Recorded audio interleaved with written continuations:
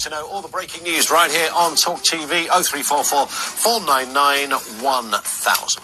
So the UK government has decided to block a controversial Scottish bill designed to make it easier for people to change their legal gender. UK ministers say the draft law would conflict with equality protections applying across Great Britain. The bill, passed by MSPs in Scotland before Christmas, is designed to make it easier for people to change their legally recognised gender.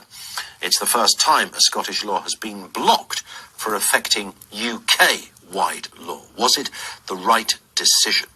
Let's speak with Susan Smith, co-director for Women Scotland, and Frida Wallace, host of Gender Nebulous podcast. Afternoon to you both. I mean, Susan, first of all, I'm going to take a punt here that you are quite happy and delighted that the British government or the Westminster government have taken this decision. Yes, and not just our organisation, not just me. I think this is something that many, many women across Scotland from all kinds of political backgrounds, supporters of independence, supporters of the Union, are really pleased about, because the Scottish Government was warned. They were warned by the EHRC, they were warned by lawyers, they were told about the potential impact on the Equality Act, and they chose to ignore all that. So they can't What is say that? that. Sorry to interject, Susan. What specifically, if you can boil it down for us a little, is the impact? Why does it conflict with the Equalities Act?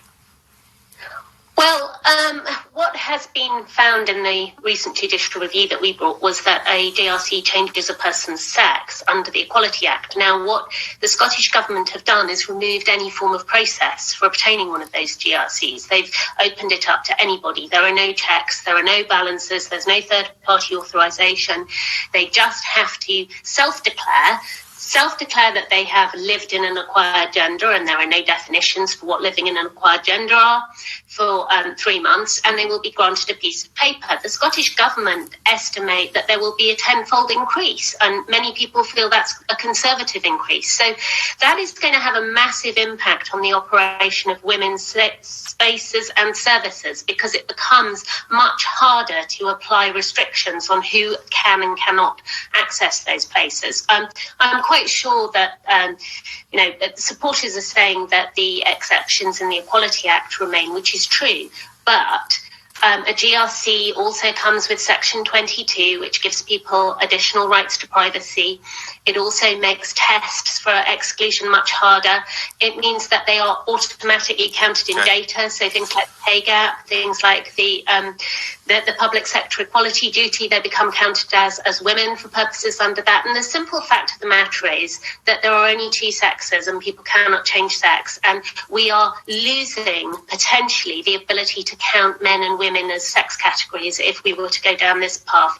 And England and Wales obviously want to protect that. Okay, all right. Let's put some of that to Frida. But let's start. For afternoon to you, Frida. By the way, thank you for being with us. Let's start on Susan's last point there. That it sort of dilutes the fabric of what we're about as human beings. There's men and there's women. End of story.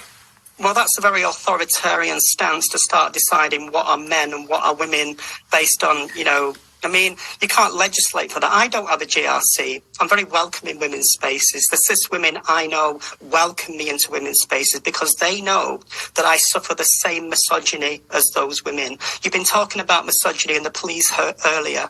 Do you think a man who is predatory would look at me any differently than he would look at any other woman? No, because men who are predatory and abusers don't care about that kind of thing.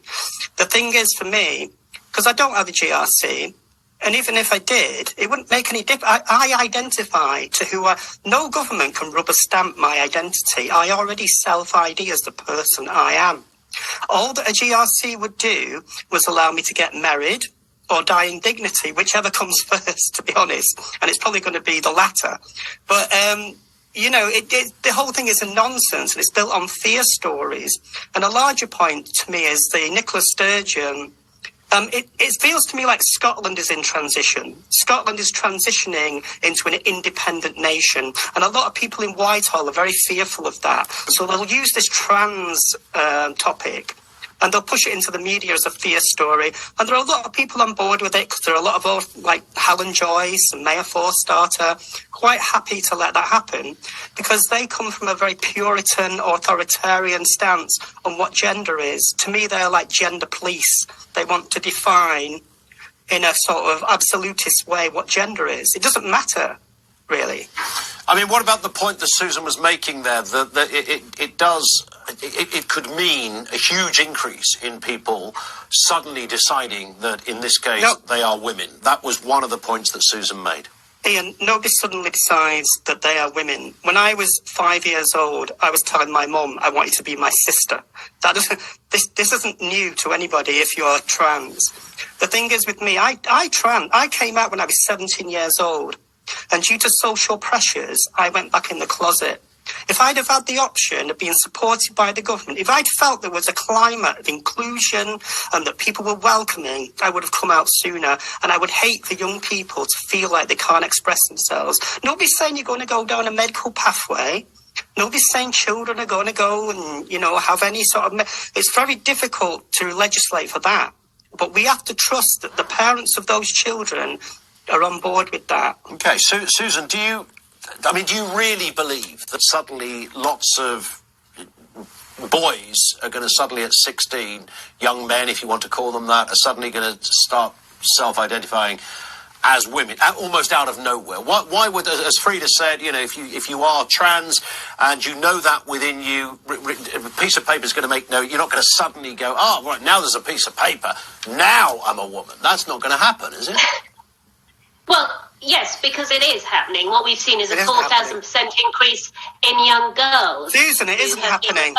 Excuse me, you're doing this again. You always do this. It's very male to try and talk over women. So you're going to gender me now, are you, Susan? We've seen this shows who you are, Susan. I'm sorry. This is who you are. You're discriminatory.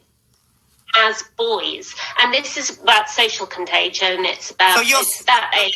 Girls typically turn to self-harm mechanisms, and unfortunately the social pressures of this, and then there are also, on the other side, there are also issues around loopholes, because you give people loopholes, and as we know, abusive men will exploit loopholes. We've seen that if they are the GRC would change that.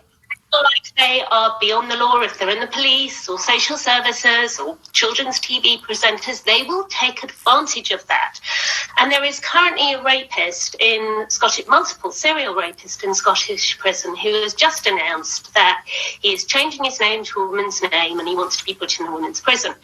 Now, maybe Frida does feel like you're a woman, but I don't know what that means. I don't know what it means either.